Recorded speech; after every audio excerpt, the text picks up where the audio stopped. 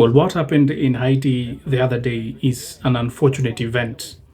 The gang leader of the Grand Grief gang, that is Luckson Elan, came out and said that he's blaming the people for orchestrating such heinous attacks on them. And he said that the retaliation was because the civilians stood as his men got killed by the vigilante and the police.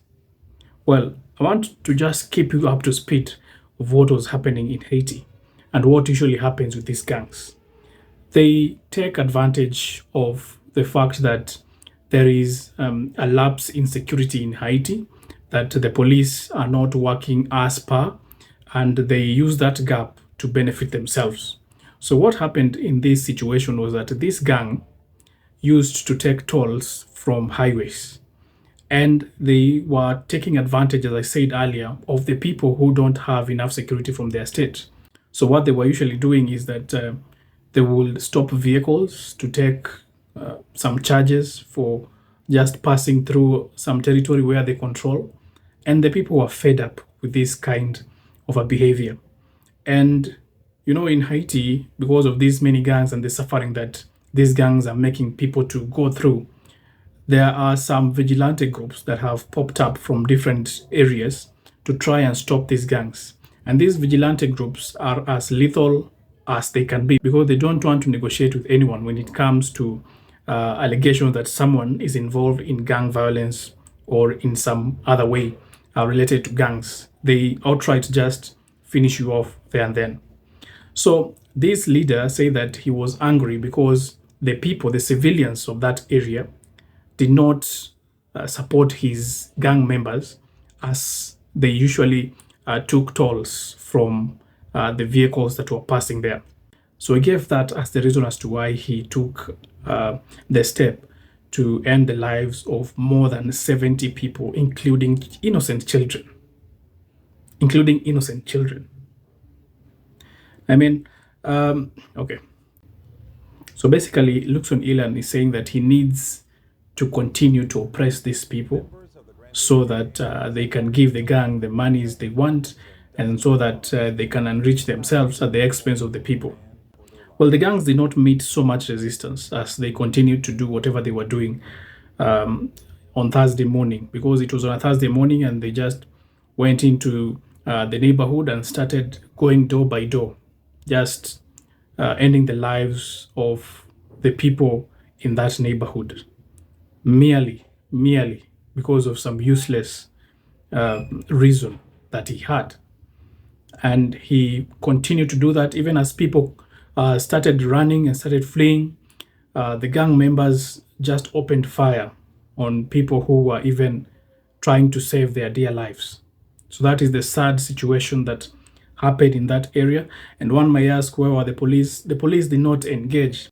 One victim came out and said that the police stayed in their stations because the few police who were there, because this Artibonite region is not in Port-au-Prince, where I'm sure all the MSS forces, many of the MSS forces and the Haitian National Police are concentrated, because that is where most of the gangs are in Port-au-Prince. Artibonite is some distance away from Port-au-Prince, so it is not in the city.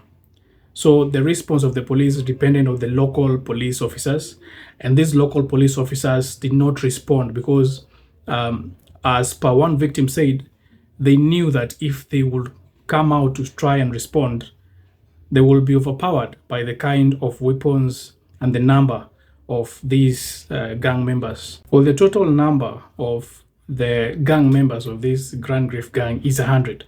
So you can imagine dozens of people just shooting aimlessly at anyone who is moving at that neighborhood. So it was a very horrific scene. And currently the number is 6,000. 6,000 people have fled that area. And currently in Haiti, we have a total of 700,000 people who have fled different regions because of gang attacks, such as the one that happened on Thursday by the Grand Grief gang. So one major thing that one would ask, where was the intelligence? Because in such a situation, the intelligence or the national intelligence, the police, would have assisted in getting to know whether there is such an attack getting planned. That, I think, was the massive failure of the Haitian National Police when it came to intelligence, because intelligence will have given a hint of what is happening, what is being planned, so that these lives of these innocent people could have been saved. Because we are talking of a person who has retaliated against innocent people. This gang leader or these gang members did not attack the vigilante, they did not attack the police that are saying that these are the people who are killing our men.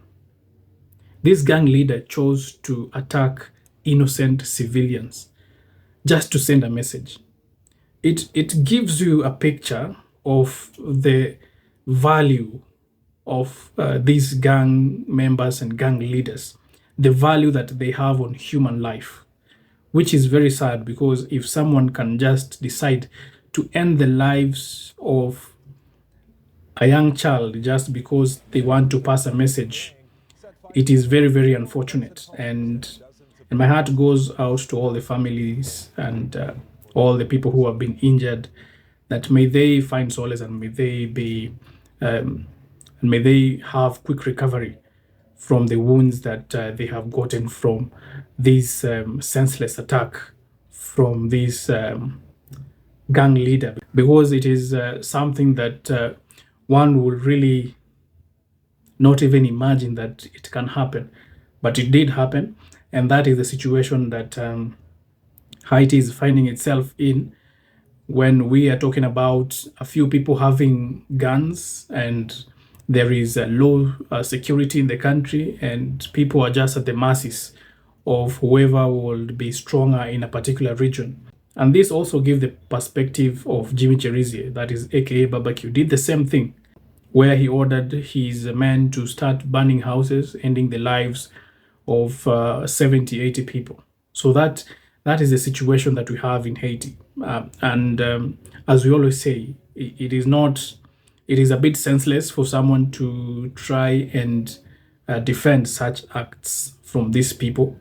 And really, it pains a lot for something of that sort to happen in today's world, that someone can just decide to end the lives of and wipe out entire families, an entire family, just because they want to prove a point. So this will put pressure on the MSS, because now the MSS will have to cover a wider area.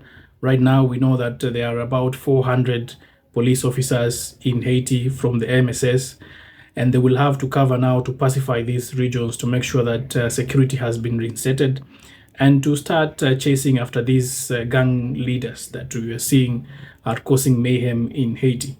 And it is very important now that this act has been done. I believe it gives them the legitimacy to conduct raids and put up force that will quell these kind of insurgencies that they should never happen in the nation of Haiti going forward.